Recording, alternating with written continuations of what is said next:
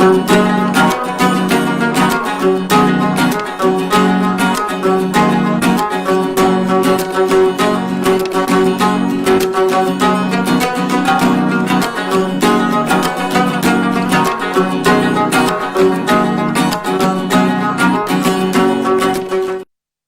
And welcome to M A T V Kashmir in focus. آپ ہمارا channel جو ہے وہ آج یوٹیوب پہ لائیو اور فیس بک پہ بھی لائیو دیکھ سکتے ہیں.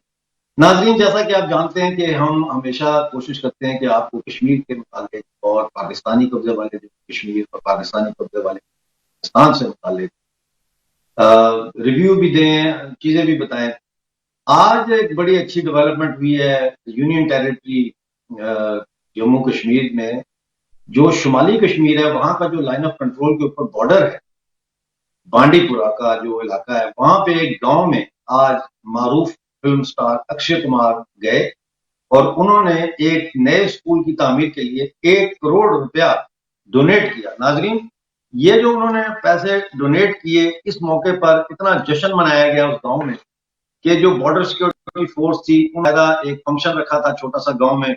اور وہاں پہ انہوں نے بڑا خوشی کا اظہار کیا، ڈانس کیا گاؤں کے لوگوں نے، اور اکشے کمار بھی گاؤں کے لوگوں کے ساتھ گھل مل گئے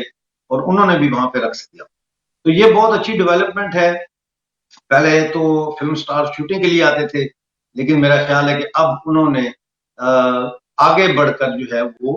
کشمیر کی جو ڈیولپمنٹ ہے اس میں حکومت کا ساتھ دینا شروع کر دیا ہے اور انیشیٹو لے رہے ہیں. ہم امید کرتے ہیں کہ اور بھی بالی ووڈ کے اداکار جو ہیں وہ اس انیشیٹو سے کیوں لے کر کشمیر کی طرف آئیں گے اور جموں کی طرف بھی آئیں گے. جموں میں بھی بہت زیادہ ڈیولپمنٹ کی ضرورت. تو thank you very much Akshay for your help to my people. I am from Pakistani مقبوضہ Jammu Kashmir Mirpur. So Bandipora is very close to my heart.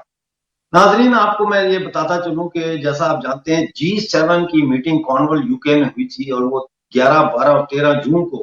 ہونے کے بعد اس اعلان پر ختم ہوئی کہ G7 کے ممالک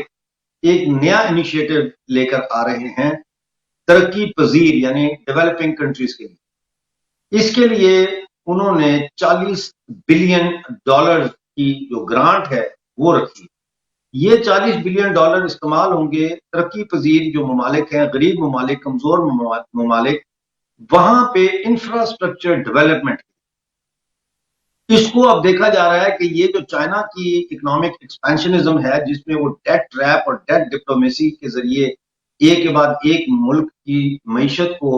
اپنے کنٹرول میں لے رہی ہے، اس کا یہ توڑ سمجھا جا رہا ہے. اب یہ تو وقت ہی بتائے گا کہ یہ جو 40 بلین رقم ہے اس سے کیسے ہم چائنا کی اکنامک ہیگمنی اور مقابلہ کر سکتے ہیں. لیکن اس موقع پر میں پہلے بھی آپ کو بتا چکا ہوں کہ پاکستان کی جو گورنمنٹ ہے اس کی جو پولیٹیکل یہاں پہ ہیں اسپانسرڈ، انہوں نے ایک 3 روزہ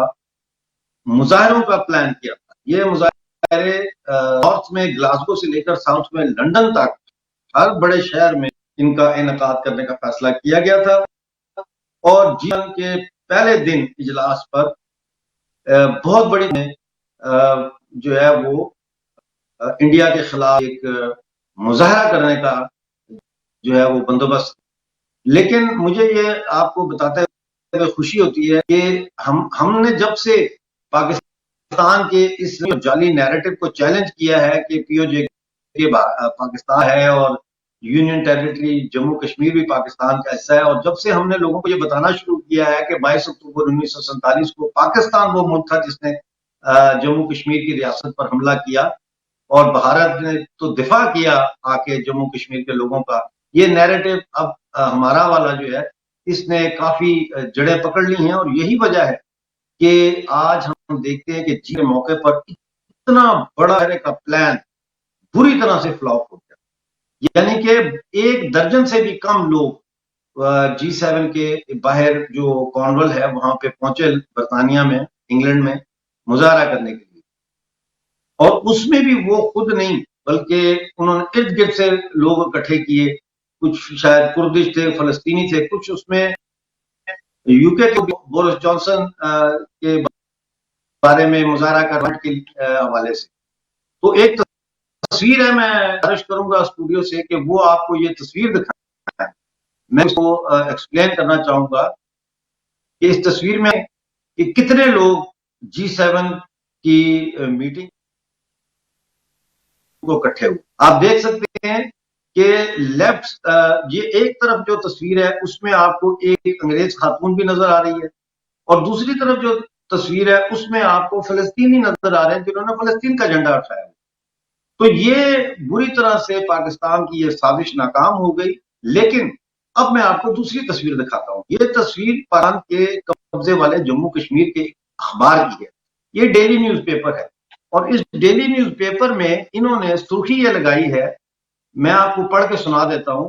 کہ 47واں یعنی 47 G7 سمٹ لندن, کشمیر اور فلسطین کے حق میں مظاہرہ. اب یہ 5 کالم کی انہوں نے خبر لگائی ہے اور یہ دکھانے کی کوشش کی ہے کہ G7 کے باہر کشمیر جو ہے, کشمیریوں نے انڈیا کے خلاف بہت بڑا مظاہرہ کیا. تو یہ مینیپولیٹڈ میڈیا ہے. یہ دیکھ سکتے ہیں آپ اس تصویر میں, یعنی کہ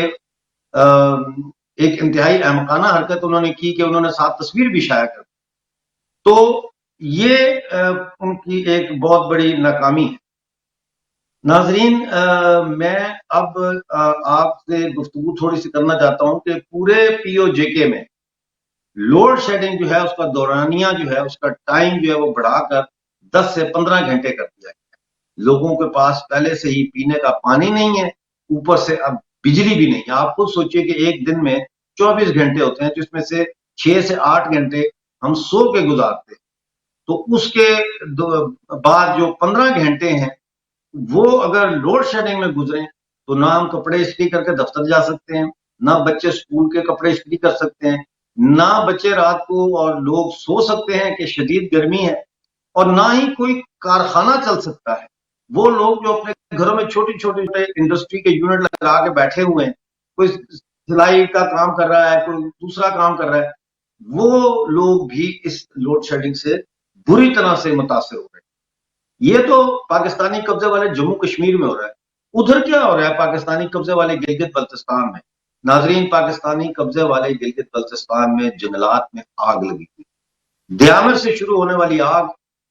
کل تک رات تک کی جو اطلاع مجھے ملی ہے وہ یہ ہے کہ اب 10 ڈفرنٹ لوکیشنز پر پھیل چکی, یعنی 10 مختلف مقامات پر یہ آگ پھیل گئی. یہ آگ کیسے لگی؟ ناظرین, یہ آگ مبینہ طور پر پاکستانی فوج, گلگت بلتستان کی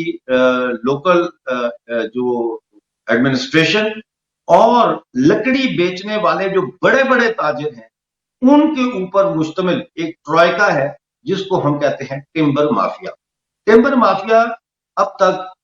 گلگت بلتستان کے جنگلات سے اربوں روپے کی لکڑی چوری کر چکی. اس چوری کو چھپانے کے لیے یہ آگ لگائی گئی, اور اس کے ساتھ ہی جو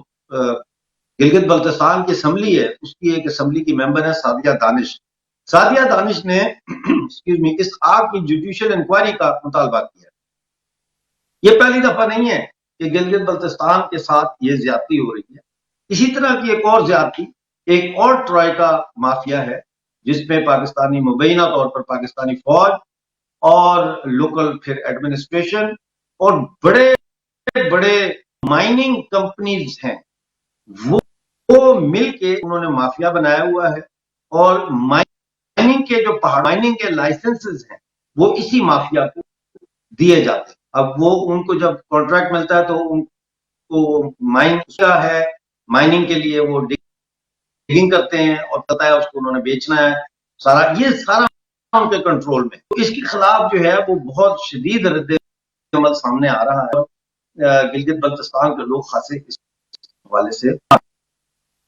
ناظرین, 25 جولائی کو پاکستانی قبضے والے جموں کشمیر میں الیکشن ہونے جا رہے ہیں.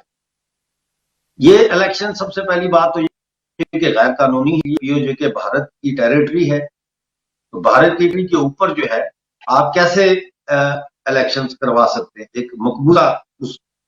علاقے پر. خاص یہ الیکشن جو ہے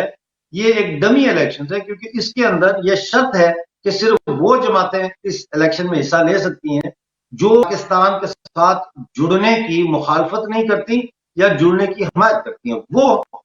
حصہ لے سکتی ہیں۔ قوم پرست جماعتیں یا جو جموں کشمیر کی دوسری سیاسی پارٹیاں جو پاکستان سے آزادی حاصل کرنا وہ اس میں شامل نہیں ہو سکتی۔ اس کے باوجود کہ اتنی مینیپولیشن ہو رہی ہے، پاکستان تحریک انصاف کی جو گورنمنٹ ہے عمران خان کی، اس کو بہت بڑے چیلنج کا سامنا ہے پاکستانی قبضے والے جموں کشمیر کے الیکشن میں، اور یہی وجہ ہے کہ انہوں نے اب انتہائی دائیں بازو کی بھارت دشمن تنظیم جموں کشمیر مسلم کانفرنس کے ساتھ اتحاد کیا، اور اب یہ مل کے سیٹس ابائٹ کریں گے، جس کا مطلب یہ ہے کہ آنے والی حکومت جو ہے اگر یہ لوگ جیت جاتے ہیں اور مسلم لیگ نون ہار جاتے تو پھر ایک کوalition گورنمنٹ کے چانسز سامنے آتے ہیں۔ صرف یہی نہیں بلکہ نتائج کو اپنی مرضی کے مطابق حاصل کرنے کے لیے جو چیف سیکرٹری آزاد جموں کشمیر ہیں ان کو یہ ڈیوٹی دی گئی ہے، یہ ٹاسک دیا گیا ہے کہ ہر پولنگ اسٹیشن کے اوپر فوج، پاکستانی فوج اور رینجر جو ہے اس کو تعینات کیا جائے۔ یہ آپ دیکھیں کہ بندوق کے سائے میں ہونے جو ہیں ان کی کیا ویلیو۔ ناظرین، آپ کو یاد ہوگا کہ 3 جون کو گلگت بلتستان میں 25 سرکاری محکموں کے 50,000 سے زیادہ، ایکچولی 52,000 امپلائیز نے اپنے مطالبات کے حق میں ہڑتال کی تھی، اور پورے گلگت بلتستان کے ہر ڈسٹرکٹ میں جو ڈپٹی کمشنر ہے اس کے گھر کا گھیراؤ کیا، اور گلگت میں چیف منسٹر کے گھر کا گھیراؤ کیا تھا۔ اس گھیراؤ کے نتیجے میں زبردست لاٹھی چارج ہوا، گلگت میں ہوائی فائرنگ بھی ہوئی، کئی لوگ زخمی ہوئے، 3 دن تک یہ دھرنا جاری رہا۔ اس کے بعد مذاکرات ہوئے اور اس شرط پر کہ 18 جون تک ان کے تمام مطالبات جو ہے ان پر عمل درآمد شروع ہو جائے گا، یہ دھرنا تتر بتر کر دیا گیا۔ آج انہوں نے کل جو گزرا ہے انہوں نے آل لائن ڈپارٹمنٹ ایسوسی ایشن جو ہے 25 گورنمنٹ ڈپارٹمنٹس کی جو ایک امبریلا آرگنائزیشن ہے، انہوں نے اعلان کیا کہ اگر 18 جون یعنی کل تک ہمارے مطالبات امپلیمنٹ نہ ہوئے تو پھر ہم نیا لائحہ عمل اختیار کریں گے، یعنی کہ دوبارہ سے ہڑتالوں کا سلسلہ شروع ہونے کے امکانات موجود ہیں۔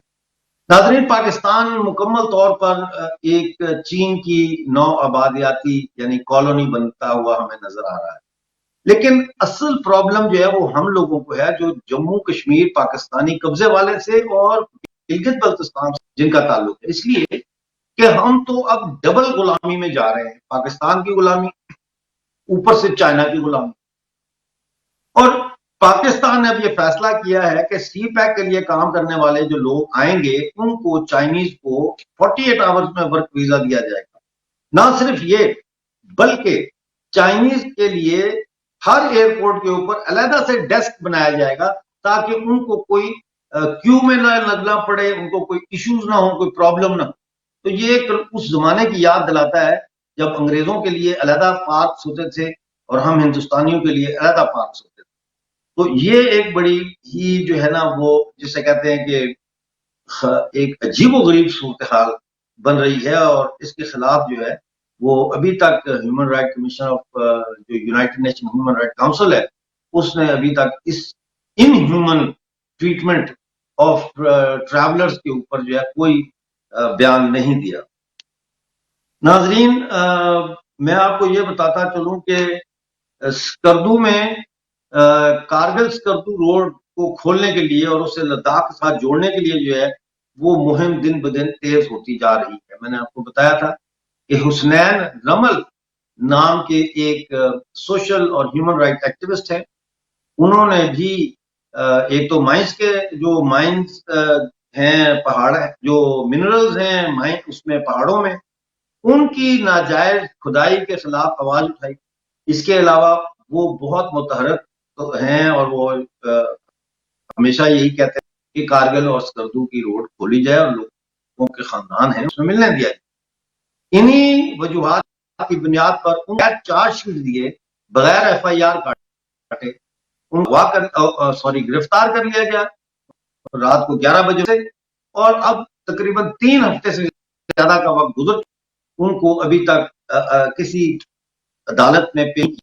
نہ ہی چارج لگایا گیا۔ ان کا مقدمہ یہ وکیل لڑ رہے ہیں جنہوں نے بابا جان جب قید میں تھے تو ان کا مقدمہ لڑ، ان کا نام ہے احسان علی ایڈوکیٹ، تو وہ لڑ رہے ہیں۔ اس کے علاوہ ہندوستان کی سب سے زیادہ اسٹرانگ آرگنائزیشن جو ہے وہ ہندوستان عوامی ایکشن کمیٹی ہے۔ گلگت بلتستان عوامی ایکشن نے بھی یہ مطالبہ کر دیا ہے کہ کارگل اور سڑک اس کو کھولا جائے، تو یہ مطالبہ دن بدن زور پکڑتا چلا جا رہا ہے۔ اس کے ساتھ ساتھ میں آپ کو یہ بھی بتاؤں کہ آپ جانتے ہی ہیں، آپ کو بتاتا رہا ہوں کہ منگلا میں جو میرپور میں جو منگلا ڈیم ڈسپلیسڈ پرسنز ہیں ان کا دھرنا جاری ہے، اور تقریباً 4 مہینے ہونے والے ہیں کہ ہر روز کی بنیاد پہ وہ لوگ وہاں بیٹھے ہوئے، وہ دن رات وہاں دھرنا انہوں نے دیا۔ یہ مسئلہ کیا ہے؟ مسئلہ یہ ہے کہ جب منگلا ڈیم بنا تھا تو 2 وعدے کیے گئے، اور بھی کیے گئے تھے، لیکن 2 مین وعدے۔ ایک یہ تھا کہ ڈیم بننے کے بعد پاکستانی قبضے والے جموں کشمیر کو فری الیکٹریسٹی دی جائے، اور ہماری جو ضرورت تھی وہ 300 منگلا سے 1400 سے زیادہ میگا واٹ ہوگی بجلی، لیکن ہمیں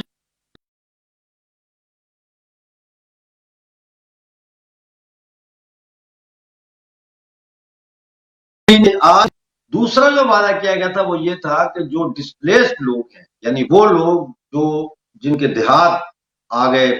ڈیم میں، پانی میں ڈوب گئے، جن میں میرے والد صاحب یعنی ہمارا گاؤں بھی شامل ہے، وہ بھی ڈوب گیا منگلا ڈیم میں،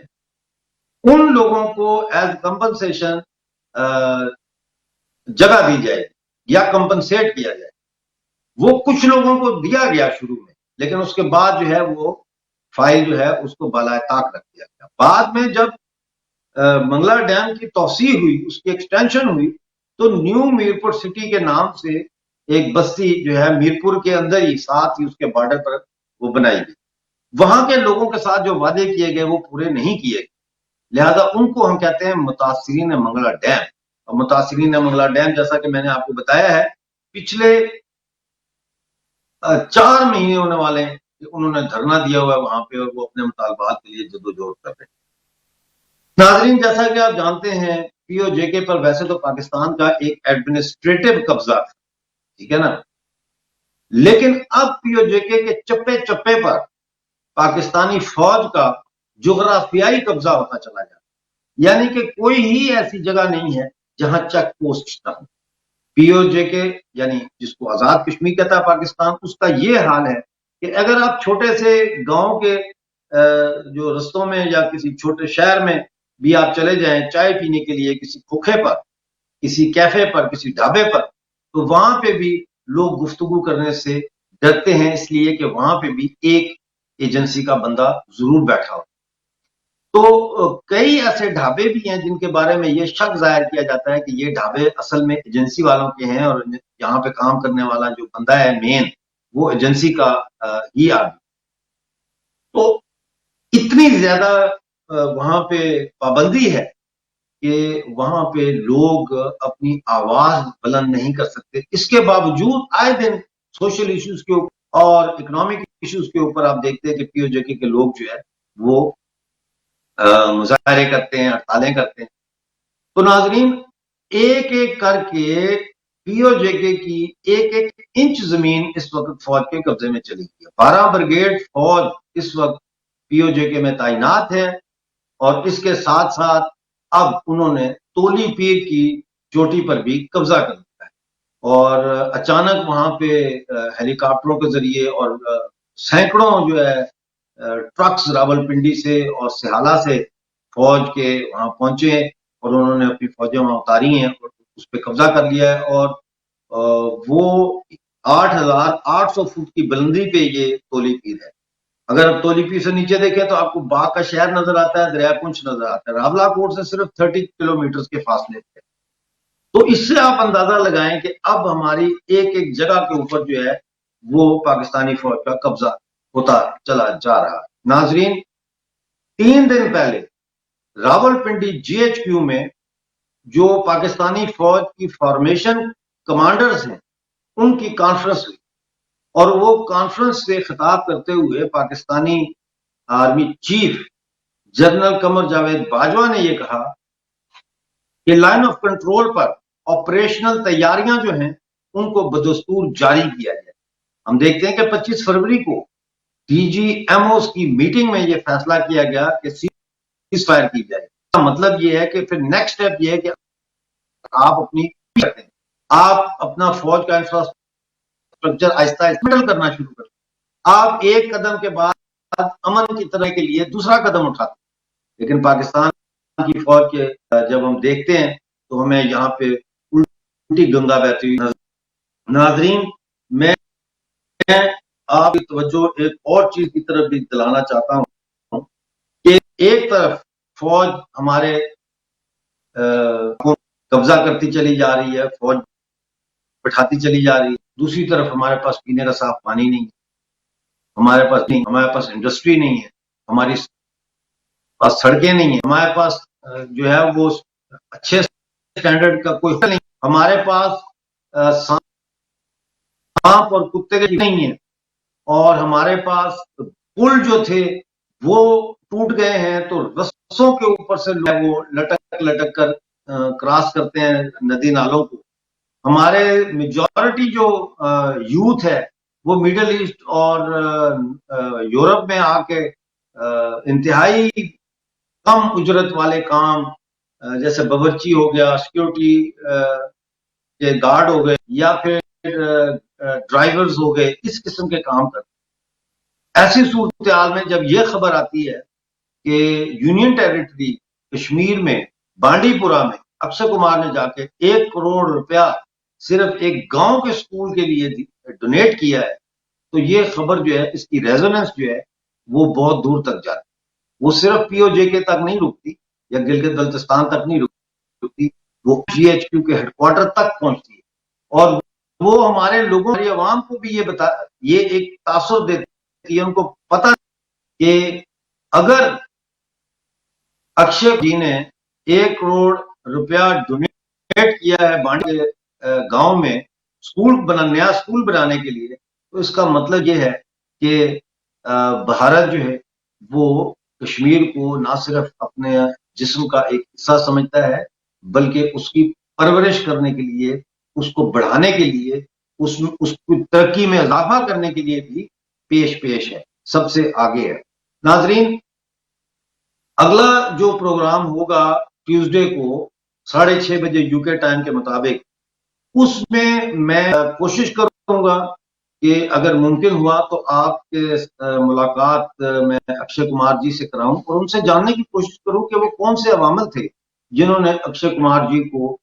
موٹیویٹ کیا، موٹیویشن کہاں سے آئی ان کو کہ انہوں نے یہ فیصلہ کیا